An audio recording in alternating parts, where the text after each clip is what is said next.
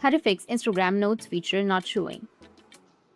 So if you want to fix your Instagram Notes feature not showing, then what you need to do is first you need to open up your Instagram application. After opening, you need to go with your profile, which will be on the bottom, or just simply go with the message option, which will be at the bottom again. Now from messages, as you can see that you will have an option of notes here on the left side. So just simply tap on it and you'll be able to create a note. Go with share and that's it. But if you don't find this notes feature, then what you need to do is make sure that you have a stable internet connection. After that, open up your Play Store.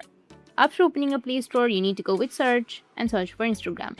And update Instagram if you have any updates, because notes feature comes with the latest update. So make sure that you have an updated version of your Instagram application that you're using on your device.